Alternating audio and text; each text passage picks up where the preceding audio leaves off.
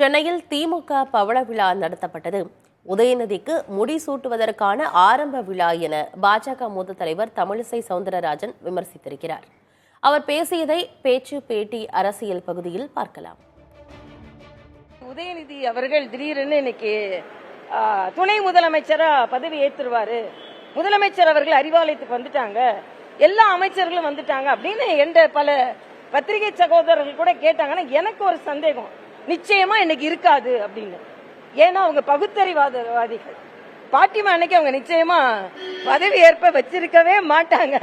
அதனால நீங்க நல்லா பாத்தீங்கன்னா அவங்க அதனால எல்லாரும் சொன்னாங்க, ஏன் ரொம்ப எல்லா பத்திரிகை வட இந்திய பத்திரிகைக்காரர்களும் நான் சொன்னேன், நான் அதுக்கு சில கண்டனத்தை தெரிவித்தாலும் எனக்கு நல்லா தெரியும் நிச்சயமா நாலு நல்ல நாள் இல்ல, அதனால அவங்க ஒத்துக்கொள்ள மாட்டார்கள். ஏன்னா பகுத்தறிவாதிகள், அவங்க பகுத்தறிவாதிகள். இந்த நான் இன்னும் சேலஞ்ச் பண்றேன், ஒருவேளை உதயநிதி துணை முதலமைச்சர் பதவி ஏற்றா அன்னைக்கு முகூர்த்த நாளா இருக்குதா இல்லையான்னு பாருங்க. நம்ம நாட்டு மக்கள், தமிழ்நாட்டு மக்களுக்கு முகூர்த்தமா இருக்காது, அவங்களுக்கு முகூர்த்த நாளா தான் இருக்கும். ஆக மக்களை அப்பட்டமாக ஏமாற்றுகிறார்கள்.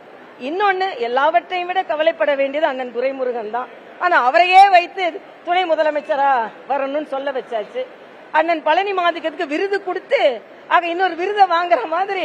ஆக அன்னைக்கு நீங்க பாத்தீங்கன்னா பவள விழா தொண்டர்களுக்காக நடத்தப்பட்டதல்ல, உதயநிதிக்கு முடிசூட்டுவதற்கு ஒரு ஆரம்ப விழா.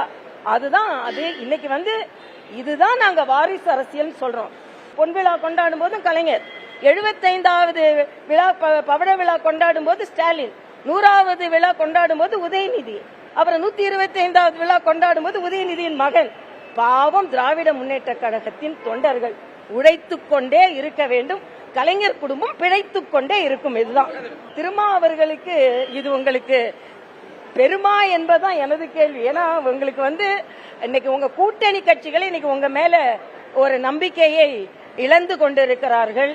அதனால் இந்த நாடகம் இன்னும் கொஞ்ச நாள் கழுத தேஞ்சு கட்டெரும்பு ஆன மாதிரி இந்த மாநாடு ஆரம்பத்தில் இருந்த ஜோரு இப்ப அப்படியே குறைஞ்சு அக்டோபர் 2 இவங்க மாநாடு எப்படி நடக்கும் என்பது எனக்கு மிகப்பெரிய கேள்விக்குறியாக இருக்கு. திருமா எதிர்பார்த்தது நடக்கலன்றதுதான், தமிழிசை எதிர்பார்த்தது நடக்கல, இல்ல திருமா எதிர்பார்த்தது நடக்கல, திருமா எதிர்பார்த்த திருப்பம் நடக்கவில்லை என்பதுதான்.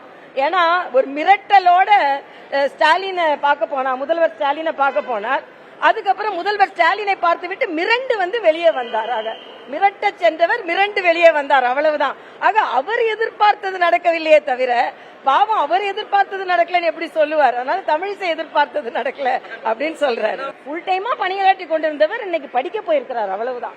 3 மாசம் படிச்சுட்டு வரட்டும். அதுக்குள்ள இப்ப என்னப்பா பிரச்சனை? உங்களுக்கு பிரச்சனை இல்லாம இருக்குதுன்னா இப்ப உங்களுக்கு எல்லாம் பிரச்சனை, ஏதாவது பிரச்சனை பிஜேபியில பிரச்சனை இல்லாம இருக்கு, அது பிரச்சனை உண்டாக்கலன்னு ஒட்டுமொத்தமாக நல்ல நிகழ்ச்சி நடக்குது. இப்ப நீங்க வேற பிரச்சனை உண்டாக்கி விட்டுற போறீங்க.